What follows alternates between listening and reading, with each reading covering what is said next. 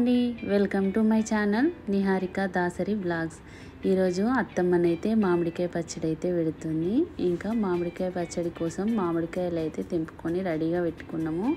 ముందుగానే ఒక 2-3 గంటల ముందు వాటర్లోనైతే మనము తెంపుకున్న మామిడికాయలన్నిటినీ నానేయాలి. అట్లా నానేయడం వల్ల దానిపైన ఉన్న మామిడికాయ సొనంతా పోతుంది. అట్లనే మామిడికాయ కూడా ఏదైనా మురికి ఉన్నా పోతుంది. తర్వాత వాటిని నీట్గా క్లాత్ తో తుడుచుకొని కాయ దగ్గర ఉన్న తొడిమనైతే చాక్ తోటి కోసేసి ఇట్లా రెడీగా పెట్టాలి. తర్వాత ఇంకా మా మామయ్యనైతే ముక్కలు కట్ చేస్తుండు. మాకు ఇంట్లోనే కటింగ్ మిషన్ ఉంది కాబట్టి దాంతో కట్ చేస్తుండు, లేకుంటే బయటకు వెళ్ళి కట్ చేయించుకోవాలి. ఇంకా ఇప్పుడైతే పచ్చడికి కావాల్సిన అన్ని ప్రిపేర్ చేసుకుంటున్నాము.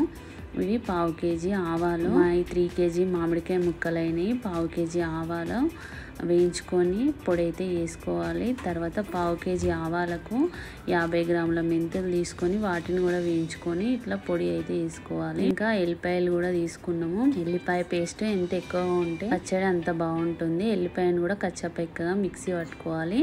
ఇది తాలింపు కోసము ఆయిల్.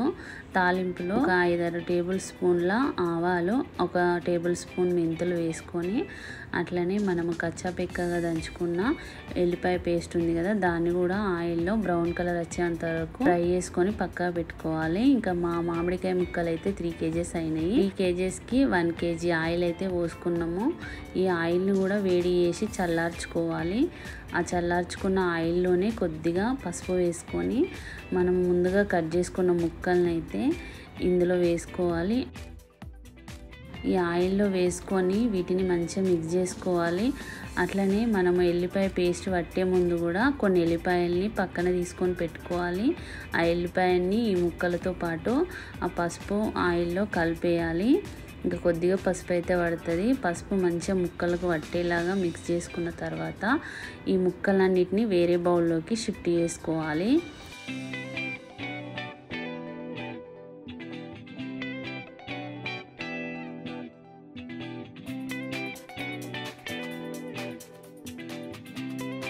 ఇప్పుడు వేరే బౌల్లోనైతే వేసుకుందాము. ఈ పెద్ద బేసిన్ తట్టలో వేసుకున్న తర్వాత దీంట్లో మనము ముందుగానే ఎల్లిపాయ పేస్ట్ పట్టుకున్నాము కదా, అందులోకి వెళ్ళి సగము తాలింపులో వేసినాము.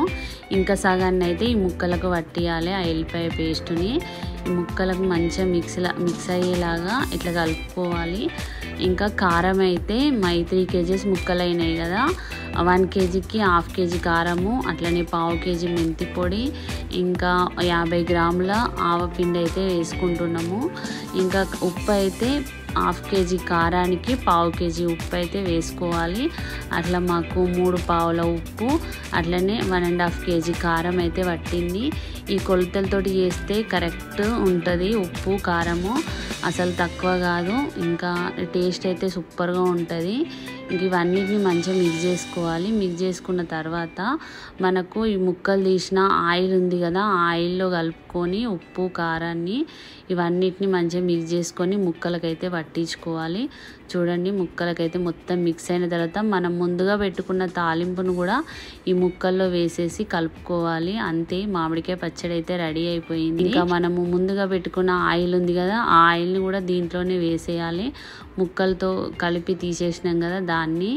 ఇంకేదైనా కొద్దిగా తక్కువ ఉన్నా కానీ వేడి చేసి ఆయిల్ని చల్లార్చి పోసుకోవచ్చు. ఇప్పుడు ఈ పచ్చడిని ఒక గాజు సీసాలోకి ఎత్తుకొని 2-3 రోజుల తర్వాత మళ్ళీ దీన్ని పెద్ద బేసిన్ తట్టలో వేసుకొని ఉప్పు కారము ఆయిల్ సరిపోయిందా లేదా చూసుకోవాలి. అంతే, ఎంతో సింపుల్గా ఉండే మామిడికాయ పచ్చడి అయితే రెడీ అయిపోయింది. ఇలా నేను చెప్పిన కొలతలతోటి ఒకసారి ట్రై చేసి చూడండి. తప్పకుండా చేయరాని వాళ్ళకైనా ఈ మామిడికాయ పచ్చడి ఈజీగా పెట్టుకోవస్తుంది. నాకు కూడా మామిడికాయ పచ్చడి చేయడం రాదు. ఇంకా అత్తమ్మ చెప్పిన కొలతలతోటి ట్రై చేస్తా.